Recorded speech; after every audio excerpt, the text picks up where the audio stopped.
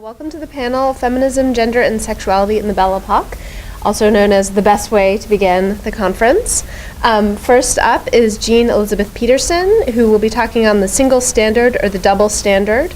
public debates over proper sexual relations between men and women during the Belle Époque. She is Associate Professor of History at the Eastman School of Music and the University of Rochester, and is author of Legislating the French Family, Feminism, Theater, and Republican Politics, 1870 to 1920, and a number of forthcoming articles, incredibly wide range. I was very impressed on Alexis de Tocqueville, Auguste Comte, women's activist social novels, and also works I know very important to this audience, honoring the work of Rachel Fuchs. And she's currently working on The Gender of Truth, Men and Women as Public Intellectuals in France, 1890 to 1914. Thank you.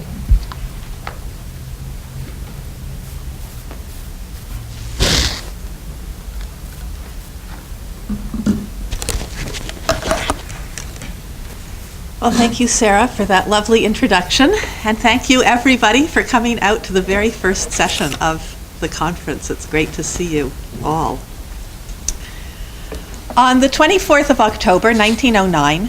Jane Meem introduced the first installment of what would eventually become a weekly, 5-month, 20-part series in the feminist journal La Française on the topic that she identified as the unity of morality, which you probably know in more colloquial English as part of the debate over whether to hold men and women to a new single standard of sexual morality, or whether to endorse a more conventional double standard that privileged sexual pleasure for men and sexual restraint for women. The Napoleonic civil and criminal codes that continued to regulate men's and women's behavior inside and outside of marriage and the family under the Third Republic had instituted a series of laws that codified a sexual double standard.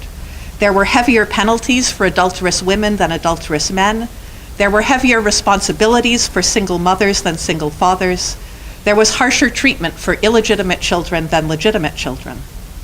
And even though the Naquet Law of 1884 allowed men and women to divorce each other for adultery on equal terms, it remained the case even in 1909 that the potential criminal penalties for a woman's adultery were higher than those for a man's, that a man who found his wife in flagrante delicto with another man had the legal right to take justice into his own hands by killing her on the spot, and that there was no idea at all that a woman should be able to kill her husband if she found him in a similar situation. So feminist activists and their radical Republican and socialist allies had protested these legal inequalities ever since before the foundation of the Third Republic. And they also protested the ways in which the Paris Prefecture of Police regularly responded to the social problem of prostitution by arresting, registering, and supervising the health and behavior of women who sold sex, without making any parallel attempt to arrest, register, or supervise the health and behavior of men who bought sex. When Maria de Rem and Léon Richet held the first Congrès International du Droit des Femmes in 1878, the resolutions from their morals section included demands to punish men's and women's adultery on the same terms in the criminal code, to legalize paternity suits for single mothers in the civil code, to equalize the treatment of illegitimate and legitimate children before the law, and to eliminate the morals police altogether. Despite at least 20 years of solid French feminist national and international organizing, however, Jane Meem argued that a new survey on the issue was still necessary in 1909 because women were still more likely to know, understand, and have an opinion about the wildly different questions of whether or not the notorious Marguerite Steinheil had strangled her husband and her mother to death, or whether or not women should have to remove their hats at the theater, than the more fundamental question of whether or not men and women should share the same sexual rights and responsibilities.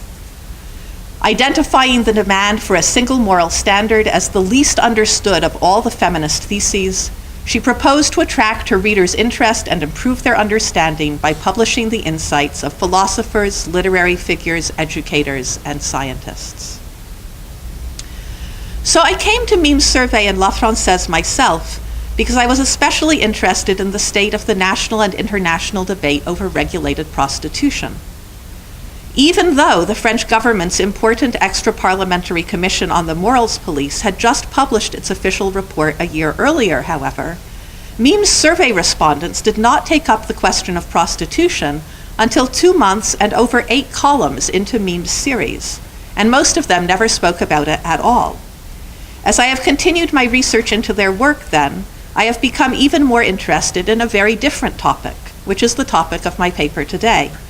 The vexed question of how to understand the relationships between and among feminist activists, female novelists, and those two controversial figures that historians and literary critics of the fin de siècle and the Belle Époque especially love to talk about as the new woman and the modern woman.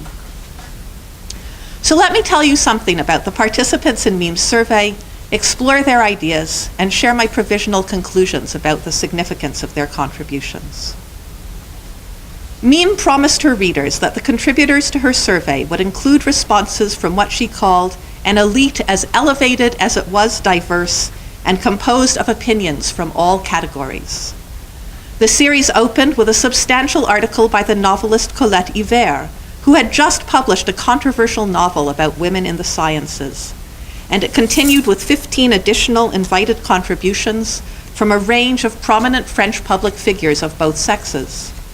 The 12 additional women, who constituted the majority of the contributors, included figures such as pioneering feminist Dr. Blanche Edwards-Pillet,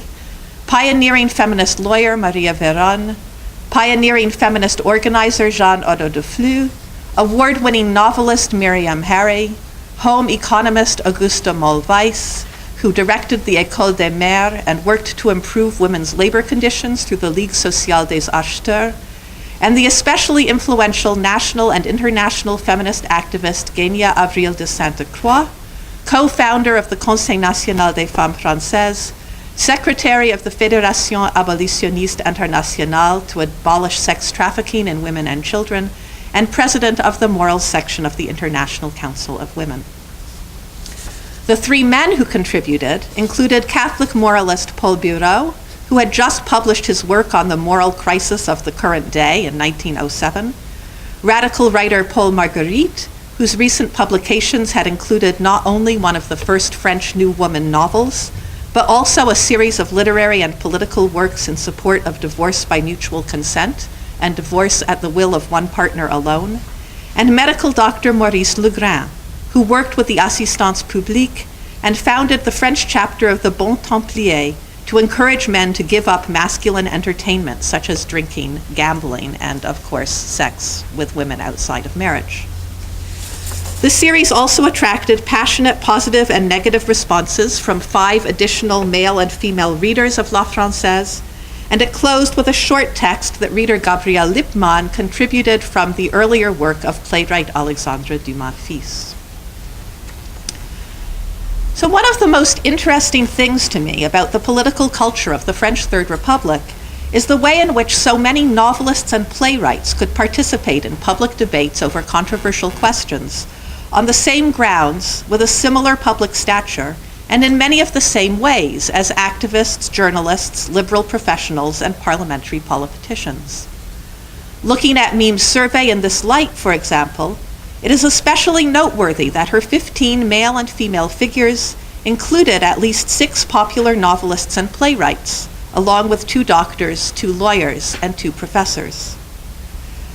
The work that Mime did in her survey is interesting not only because she included the responses of so many novelists and playwrights, however, but also because she made a special point of singling out female novelists for negative critical attention in several different ways. When she summed up the results of the survey, for example, she divided the answers into the work of the indulgents, who thought that women should forgive men's sexual misbehavior, and the intransigents, who did not. And then she identified the work of the indulgents exclusively with the work of popular female novelists such as Colette Yver, Madame Stanislas Meunier, Miriam Harry, and Danielle Le Sueur. Mime took Yver's support of the double standard so seriously, furthermore, that she organized her own defense of the single standard around a point-by-point rebuttal of Yver's positions. And she took her criticism of Yver's work even further when she focused her attention not only on the text of Hivert's response to her survey, but also on the text of Hivert's newest novel, Les Dames du Palais, the story of France's first female lawyers. The conflict between Mime and Hivert, then, illustrates both the potential continuities and the real contradictions between the work of feminist activists and the work of new woman novelists. Hivert's contribution to the survey, which Mime published under the title Feminine Virtue, Masculine Libertinage, started out by stressing that Christian moral strictures were already the same for both sexes.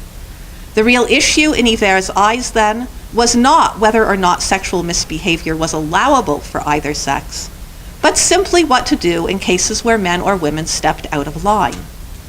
Although Hivert acknowledged that feminists had good reasons to desire a match between female purity and male purity, she argued that there were even better reasons to uphold the traditional double standard instead. First, on a physical level, men were less capable of continence than women. Second, on a familial level, adulterous husbands were less likely to introduce bastard children into their families than adulterous wives. And finally, on a social level, men's moral influence was ultimately less significant than women's. As she put it, the supposed weakness that leads women to pardon everything to safeguard the organization of the family is one of those powers that create the order and harmony of a society. Mime's rebuttal, which she featured in the first 3 installments of her 4-part conclusion, assembled materials from the vast majority of the other participants in the survey to make her point about the importance of the single standard instead. On the question of whether or not men were naturally less capable of chastity and fidelity than women, for example, she brought in the expert opinion of medical doctors Blanche Edwards-Pillet and Maurice Legras to argue that young men had no more need to indulge their sexual desires than young women. On the question of whether or not male adultery was less serious than female adultery, she assembled the words of 7 separate male and female contributors and correspondents to support her own feminist position that infidelity was equally hurtful to the couple and the family, regardless of whether it was the work of the husband or the wife. On the question of whose sexual behavior was more harmful to society, finally, she argued that men were more likely to abandon their children than women, highlighted the importance of Maria Veyron's and Genia Avril de Sainte-Croix's contributions on the injustice of the morals police as a response to prostitution, and concluded, thus, regardless of from which side one examines this question of intersexual morality, one ends up at the word that dominates it, equality. Mime claimed that the roots of Hivert's misguided defense of the sexual double standard came from Mime's misunderstanding of feminism itself, and she based this belief on her reading of Hivert's latest novel, Les Dames du Palais, which came out while the survey was still running, a best-selling book that introduced a varied group of female lawyers, outlined the difficulties of courtship and marriage between several different pairs of female and male lawyers, and explored the emotional consequences of a series of divorce and child custody cases that pitting an unforgiving wife against an adoring husband who had committed adultery just once with a woman that he met at a cafe concert. The novelist Hivert presents Suzanne Marty as a wife who has insisted on divorcing Monsieur Alembert because Marty is a worldly and dilettantish feminist who holds to that haughty theory that places the husband and the wife in an absolute equality with regard to the moral law. Hivert's main character, Henriette Marcadieu, is a privileged young new woman who has considered painting, music, and poetry before settling on a career as a lawyer, a new spouse who insists on maintaining her new career even after her marriage to fellow lawyer Henri Véline, a married lawyeress, as Hivert describes her, who cuts short her own honeymoon to defend Suzanne Marty's right to keep custody of her son, a loving wife and gifted lawyer who appears as what Hivert calls the incarnation of the modern woman when she triumphs and wins Marty's right to keep custody of her child. Behind both of these characters, Yvert places the figure of another lawyer, the great feminist Madame Surgère, who speaks on the importance of the single moral standard, defends Suzanne Marty's right to divorce her husband even though he committed adultery only once, rejoices in Henriette Véline's legal victory in the subsequent custody case as a triumph for feminism, and tells their whole circle of female lawyer friends that when she campaigned for women's admission to the bar, it was a campaign directed against men, undertaken in a militant spirit, to force the equality of the sexes to be accepted, to establish justice in women's favor, but above all, to give women arms against their ancient tyrant man. Mime rejected Yvert's argument at every turn. You read her editorial, and she claims that Suzanne Marty's decision to divorce had nothing to do with feminism. She was just jealous of her husband and this other woman. She accuses Yvert of bringing her novel to a conclusion that the internal evidence of her character's arguments actually contradicts,